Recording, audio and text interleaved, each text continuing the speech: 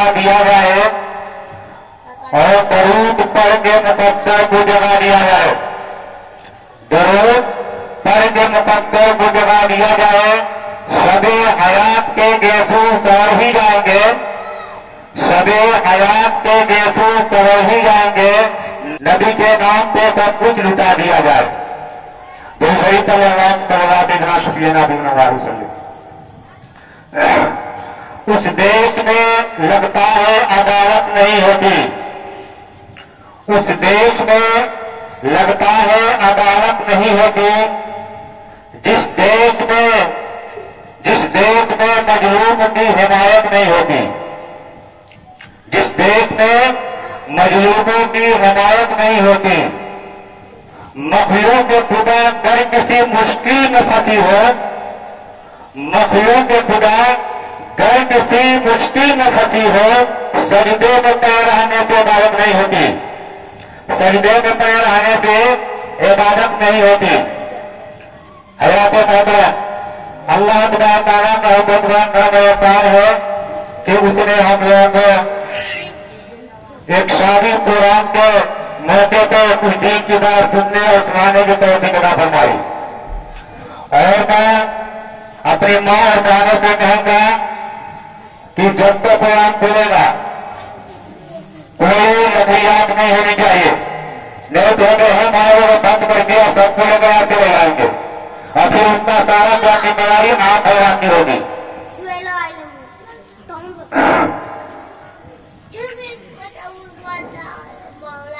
दोस्तों, हम और आप हम लोगों ने और उम्मते मुसलमानों हमने अपने इस्लाम को, हमने अपने दीन को, हम अपने मजहब को सिर्फ मस्जिद तक महदूद रखा है।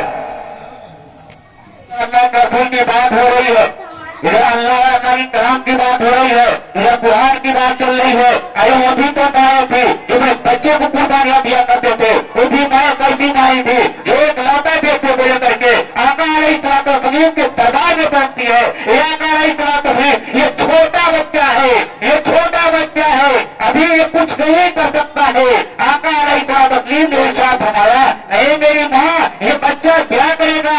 उस माँ के जज्बात पे ऊपर कुर्बान जाए। वो माँ कहने लगी, ये आका अलैहिस्सलाम, ये मैं जानते भी मेरा बच्चा कुछ नहीं कर पाएगा, ये मैं जानते तलवार उठाना नहीं जानता है, ये मैं जानते हो कि बात करना नहीं जानता है, ये मैं जानते हो कि किसी के ऊपर तलवार चला करके किसी को घायल नहीं कर सकता है। लेकिन अल्लाह का शुक्र करो, अगर आपके ऊपर कोई तलवार चलाता है, अगर आपको भी तबाह करने कोशिश करता है, अगर आपको कोई बर्बाद करने कोशिश करता है, ये मेरा बच्चा लानता है, इस लाल को हम तलवार के घर में पेश कर देना ताकि आपके ऊपर उसका तलवार मेरे बेटे को बढ़ता जाए, ताकि कल क़यामत के मैदान के अंदर जब मुझसे अल्लाह रब्बुल पूछे, अरे नागरी तू क्या लेकर आई हो, तो मैं फख्र से कह दूंगी, हे अल्लाह सुब्हानहू व तआला, मैं तेरे नबी के ऊपर अपने जान को कुर्बान करके आया। आज देख रहा है बहनों को, याद रखो मेरी माँ और बहनों, आप ही की वजह से दीन आया है, आप ही को इस्लाम भी बाकी है और आप ही की वजह से इस्लाम पे थोड़ा भिन्ना हो रहा है, आप ही को इस्लाम भी मिल रहा है, आप ही को इस्लाम बर्बाद हो रहा है, आप ही को इस्लाम को बर्बाद किया जा रहा है। ऐ मेरी माँ और बहनों, अगर तुम नहीं समझोगे तो यकीन मानो तुम्हारा नाम लेने वाला कोई बाकी नहीं जाएगा। मेरे भाइयों, हम और आप ऐसे मर्द हजरात हैं जो उनको साफ कर देता है और साफ कर दूंगा है, तो अपने माँ और बच्चे को समझा नहीं पा रहे, अपने बेटे को समझा नहीं पा रहे हैं, अपनी माँ और बहनों को नहीं समझा पा रहे हैं। अरे मुसलमानों, तेरी औकात क्या है मेरे भाइयों कि एक बात सुनाता है, जब अपने बेटे को नहीं समझा पाएंगे, अपने बेटे को नहीं समझा पाएंगे, तो आप दूसरे को नहीं समझाएंगे।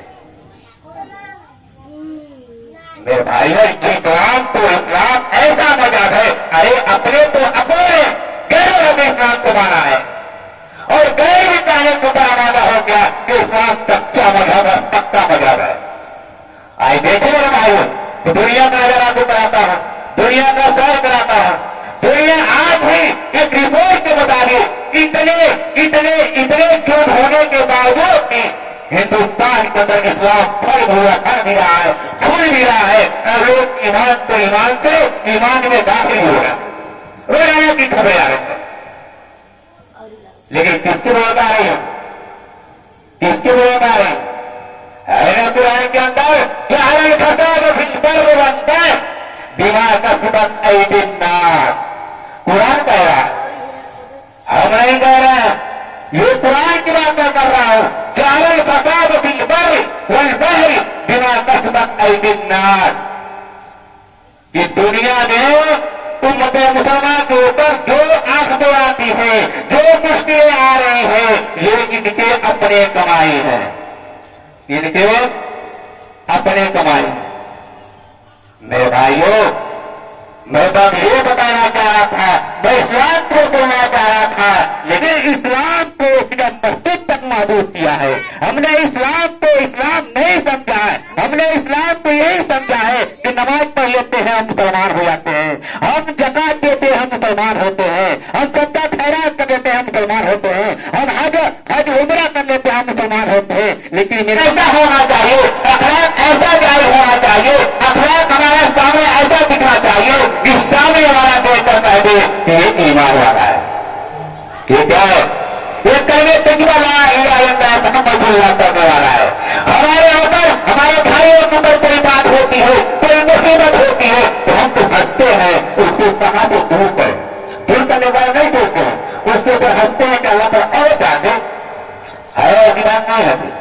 मेरे भाइयों, हम जिस नबी के मानने वाले हैं, जिस नबी के ऊपर कुर्बान होने वाले हैं, जिस नबी के ऊपर हम अपना ईमान रखते हैं, आका अलैहिस्सलाम की बात मैं बता रहा हूं, एक बद्दू है, बद्दू जिसको अपने जबान में कहा देहाती, जिस हम देहात बोलने वाले हैं तो जरूर हमको क्या कहेंगे, बद्दू बद्दू, तो हम बद्दू देहाती आदमी।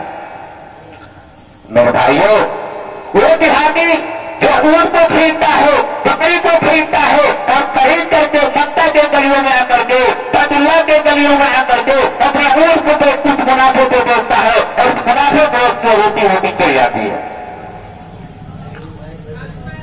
रोटी रोटी चली जाती है। इत्तेफाक से वो देहाती मक्का मुकरमा पहुंचा और उसके ऊंट को एक आदमी ने खरीद लिया और खरीदने के बाद उसको पैसा नहीं दिया, उसको पैसा नहीं दिया, वो मांगता रहा लेकिन पैसा नहीं दिया। उसके बाद वो देहाती आदमी, बद्दू आदमी उमैया बिन खल्फ के पास गया, यानी मक्के के सरदार के पास जाता है और उसे गुहार लगाता है कि सुनो ये मेरा माल है, मेरा माल एक आदमी ने लिया है, उसने पैसा नहीं दिया है। वो सब कहे चलो बताओ कौन सा आदमी है, चलो मैं बात करके पैसा दिलवाता है। मक्के के सरदारान ने कहा कि चलो पैर रख कहा कि चलो मैं उस पैसे को दिलवा देता हूँ, बताओ कौन सा आदमी है। तो वो देहाती ने कहा कि वो आदमी अबू जहल है, कहा है मक्के का गवर्नर है, मक्के का बादशाह है, मक्के का चौधरी है, मक्के हुक्मरानी है और उसकी बात को मान पूरे मक्के मानी जाती थी। वो जो हो गया था और पैसा नहीं दे रहा था। अब ये सब कहे तो अबू जहल है और काम दिला पाएंगे, पर उसको मजाक सूझती है। उमैया ने फैसले कहा कि जाओ बैतुल्लाह शरीफ के अंदर ठीक वहां पर बैठे हुए उनको जाकर बरियात करो। वो कौन से मेरे भाइयों आका इमाम का आता मदीना अहमद मुस्तफा सल्लल्लाहु अलैहि वसल्लम मौजूद थे, उनसे वो कहा गया उनको जाकर बरियात करो। ये सब जानते थे, क्यों कहा, इन लोगों को पता था कि ये तो तरे तरह आदमी है, शुरू दौर के हैं, ये तरे तरह है, ये क्या कर सकते हैं। और ये अबू जहल उनका धोखा था ही, अबू जहल को ये करके आता था कि कल मैं उनका माता था और आका अलैहिस्सलाम का काम तमाम कर रहा हूं। तो ये जो शाही चले थे मक्के के सरदार शाही चले कि आका अलैहिस्सलाम जाएंगे उसके पास और वो क्या कर देगा, कत्ल कर देगा, कत्ल का धोखा था ही, वो मारना चाहता ही था। मेरे भाइयों, आका अलैहिस्सलाम के पास गया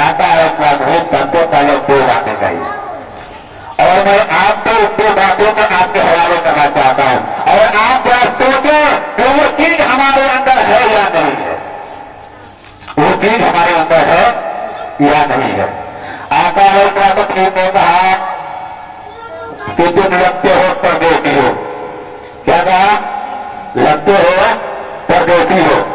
दूसरी बात ये कहा, लग ये रहा है तुम धूप को दियो, लग ये रहा है तुम धूप को दियो। क्यों? अभी अपनी बात शुरू नहीं किया था, अपनी बात आका इस्लाम से नहीं बताया था, लेकिन आका इस्लाम सबसे पहले आने वाले को भाग लेते हैं। ये कैसा आदमी है, क्या चाहता है, कैसा है, और ये जब कोई मुसीबत तो होता है, अगर आप मुसीबत में हो और आप किसी के पास हो जाए और कुछ न करो, अगर आप जो जानकारी करते जहन को मार दो तो आपको आधा पेपर रोग खत्म हो जाती है। होती नहीं होती? होती है। तो आता है इसका तकलीफ में वही बात है। आता है इसका तकलीफ में उसकी उंगली को पकड़ा और कहा तुम भूख हो, चलो मेरे घर तुम्हारे तुम खाना खाओ ताकि रात को बात करोगे। आता है इसका तकलीफ उंगली को पकड़ खाने जाते हो, खाना खिलाते हो, प्रेम और मोहब्बत के साथ बैठाते हो और खिला करके तो आता है इसका रोग पूछते हैं बताओ अब क्या बात है। इतना होने के बाद पूछा जा रहा है क्या बात है। मेरे भाइयों, बद्दू कहता है कि मेरा माल अब उज्जवल ने खरीदा है और पैसा नहीं दे रहा है। अब आता है इसका बद्दू को पकड़ करके बद्दू को साथ लेकर के और कहा जा रहे हैं अब उज्जवल के पास जा रहे हैं। जब आप उज्जवल के पास जा रहे हैं तो इधर भैया जो खर्च जो है इसको मजाक सूझ रही है। ये कहा अपने बेटे को कहा ऐसा करो तुम पीछे लग जाओ, साथ लग जाओ और तुझे नहीं कर रहे हो। देखो अभी क्या मामला होता है। आता है इसका तकलीफ अब उज्जवल के पास गए और आता है इसका आदमी ने कहा उज्जवल तुम इस देहाती का पैसा क्यों नहीं दे रहे हो? कुछ नहीं, तुम इस देहाती का पैसा क्यों नहीं दे रहे हो? आता है हदीस पाक के अंदर कि अबू जहल की पैर से जान निकलने लगी और सौरी करके घर में जाता है और घर के अंदर से आता है पैसा ले करके और सौरी करके देहाती के हाथ में होता है। क्यों? जाने दुश्मन था, जाने दुश्मन था, लेकिन पैसा दे रहा है। और जो आता है इस आदमी पैसे को ले करके जब वापस हुए अब भैया जो घर में जाने को अरे तुम तो मक्के का सरदार हो, मक्के का गवर्नर हो, मक्के का बादशाह हो, तेरी हुक्मरानी है और तुम ऐसा करके के पैसा दे दिया, मुझे कहीं पैसा उम्मीद नहीं था। अब मुझे लगा क्या कहा, अब मुझे कहने लगा कि भैया सुनो सुनो, जब आका सल्लल्लाहु अलैहि वसल्लम उससे बातें कर रहे थे तो लग ये रहा था मुझे कि उनके सर मुबारक को एक बड़ा सा आजमहा जो दर्द मारने के लिए तैयार था और मेरी जान निकलने को तैयार बैठी थी, इसलिए मैं पैसा आकर दे दिया। मेरे भाइयों, क्यों वो चीज हमारे हाथ के अंदर है, हमने क्या समझा है। इसीलिए मैं कहा था कि उस देश में लगता है अदालत नहीं है, उस देश में लगता है अदालत नहीं है, जिस देश में मजलूमों की हिमायत नहीं है, जिस देश में मजलूमों की हिमायत नहीं है और मखलूक खुदा दर्द की मुश्किल में फंसी हो, मखलूक खुदा दर्द की मुश्किल में फंसी हो, सजदे में पड़े रहने की इबादत नहीं होती, तो वक्त वक्त की बात होती है। आका तस्वीर बताना ये चाहता है, कभी खंदक का मामला है, कभी खंदक का चल रहा है, आका भाई चट्टान आ जाता है। आका ने को कहा गया साहब तुम नीला, आका ऐसा कहा घना मुझे दो, घना मुझे दो, और आका इस आदमी ने पहला घना जब पत्थर को मारा तो दो टुकड़ा हो गया, दरार पैदा हो गया। और आकाश ने पुष्पी क्या दिया, कह उन्नत को नौजवान पुष्पी क्या दिया आकाश ने कहा कि कैसे कितना आपके हवाले यानी कि साहब के हवाले कर दिया जाएगा। जो पैसे कितना के महल्ला बहुत मशहूर हुआ करते थे, दूसरा घना मारा, तीसरा घना मारा, टूट दिया। एक साहबी आते हैं जिसके बारे हमें सुनाकर रज़ियल्लाहु तआला साहब का नाम है। वह तो अल्लाह आका सल्लल्लाहु अलैहि वसल्लम असर का वक्त हो गया है, असर का वक्त हुआ है। कहा ठीक है पहले ये कहा मगरिब का वक्त हो गया, नहीं पहले ये कहा। मेरे भाइयों तो इस बात से क्या साबित हुई कि आका ने पूरे जिंदगी में इन कई मरतबा की नमाज़ें कज़ा की है, लेकिन सबसे पहले मजलूम की हिमायत किया उन्होंने, मजलूमों की हिमायत किया है। आप बताओ मेरे भाइयों नमाज पढ़ने के लिए जाओगे, आपका दिल मुतमईन होगा तो नमाज होगी नहीं होगी। इसलिए आका ने कहा पहले दिल को मुतमईन रखो, उसके बाद मस्जिद में जाओ। आज क्या है 1 लाख बुराई हमारे अंदर, 1 लाख बुराई हमारे अंदर, और हम जो है मस्जिद में जाकर सर वाले को रगड़ के समझ बैठते हैं हम तो जन्नती का सर्टिफिकेट पाई गया है। याद रखो मेरे भाइयों, याद रखो आका तस्लीम का फरमान, याद रखो आका तस्लीम ने इरशाद फरमाया और बुखारी की सही हदीस है, उन्होंने फरमाया ऐसे लोगों की नमाजें उनकी मांगों को ना दी जाएगी और कहा जाएगा कि नमाज है।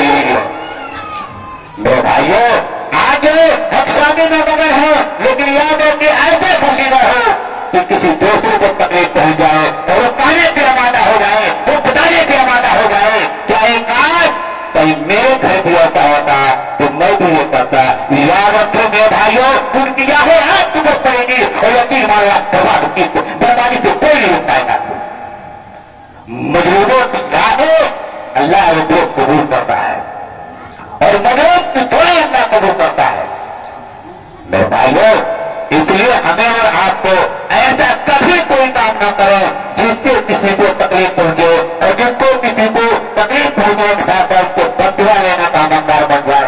इसलिए मेरे भाइयों सकीना क्वालिटी के साथ मीडियम क्वालिटी के साथ आप हजरात अपने खुशी में शरीक हो और दूसरे को शरीक कराए। और दोस्तों हम तो ये कहेंगे अपने साथ साथ अपने आस पड़ोस के गैर लोगों को भी साथ लाए और गैर को पैगाम दे हम मुसलमान हैं और मुसलमानों का काम ये है हम सबको मुसलमान लेकर चलता है।